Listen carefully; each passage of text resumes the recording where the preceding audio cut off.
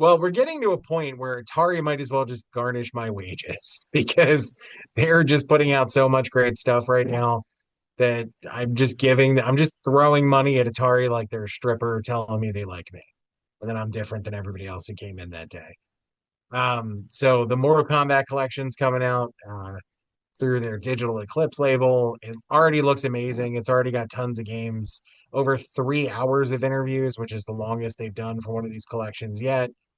But kind of like a little last minute thing that was added onto here is that it's going to include the fabled WaveNet version of Ultimate Mortal Kombat 3, which very, very few people ever played. It was only tested out in Illinois, where Kelly hails from.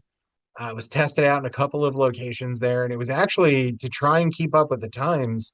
They saw the writing on the wall with online gaming, so they used business telephone lines and gigantic modems and made a super expensive pared down version of Ultimate Mortal Kombat 3 that you could play online with someone in another arcade across town. And did not take off. I don't think most people even understood what was happening.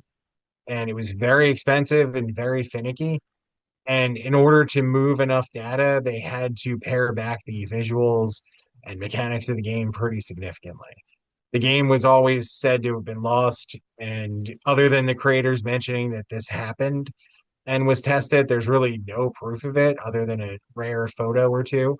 But apparently, the WaveNet version was pieced back together, and it's going to be on this collection because Atari loves taking all my money. So, what did you think when you saw this, sir?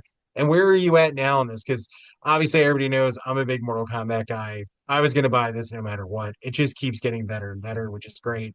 But they had my money either way.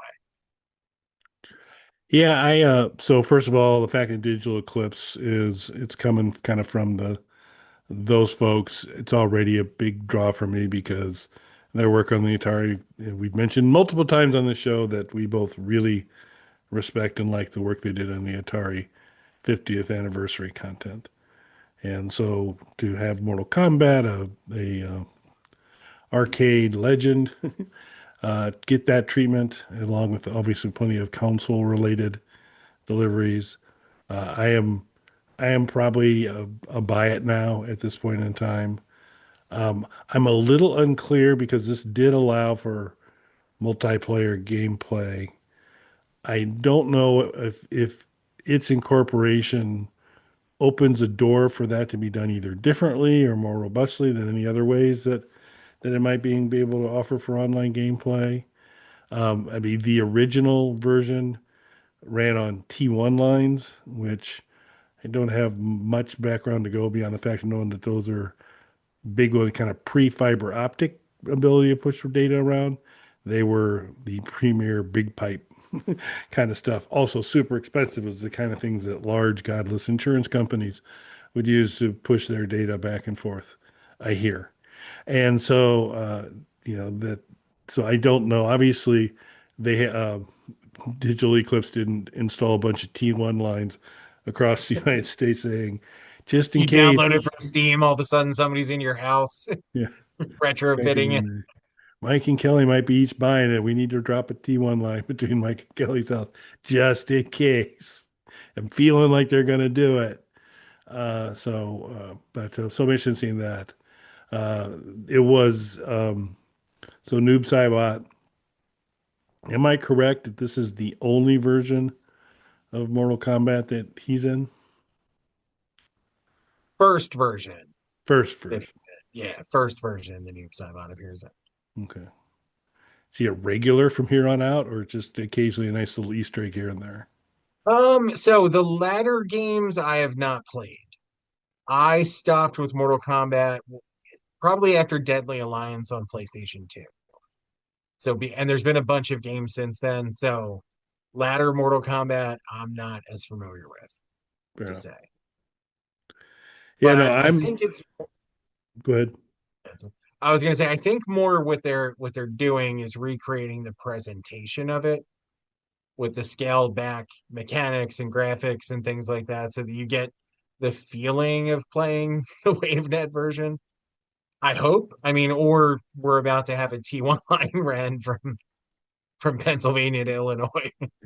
That's going to probably increase the list price. I'm going to guess that was yeah. Now comes with its own T1 line. It's a bigger box for one thing. True, true. You're getting the physical media, so something out there. But it does seem to keep. They were doing some things to manage expectations. Some folks were thinking some other things were going to be potentially included in there that really they've kind of hit an upper level and how many, around PlayStation 1 seems to be the kind of the top barrier right now, saying we'll go up to there with good fidelity, but the confidence isn't there at this point in time to go much further. So I've seen some folks kind of grousing a little bit about that, but I think you're going to get kind of that rich initial beginning. It's kind of heyday for Mortal Kombat stuff. And again, done by people who really know what they're doing. So I think that'll be good. I think some of the lore on this backstory and all that's going to be super cool. So I'm looking forward to it. Yeah, I can't wait. I'm also, I mean, there's definitely opportunities for DLC in the future. They did finally comment. So one glaring omission right off the bat is Ultimate Mortal Kombat 3, the Genesis version is missing from this. And they did comment on that they just didn't have the coding and the rights for everything in time to get it together for the game. So that could be something that could be DLC. And there's a few other scattered ports and things throughout that are missing as well that I wouldn't be surprised pop up later down the line. Sounds good. Let us know in the comments what your thoughts are kind of this edition, other things you'd like to see, how excited you are for the Mortal Kombat collection coming out. Uh, Want to keep kind of tabs on us on the process. The best way to do that is to subscribe to the Bog Panda YouTube channel, hit that bell. You know when future updates are there. We talk about Doom. We talk about Commodore on an increasing level of times. Anytime Rolling Stone dares to rank something, we're usually at their door to correct them where we feel they're wrong.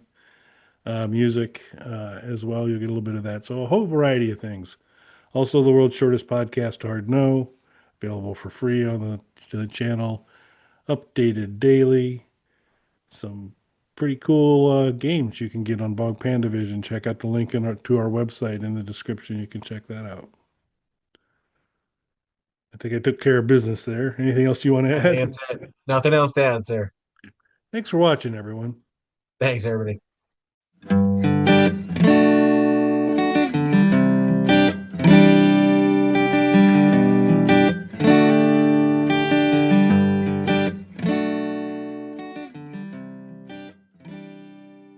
Bog Panda.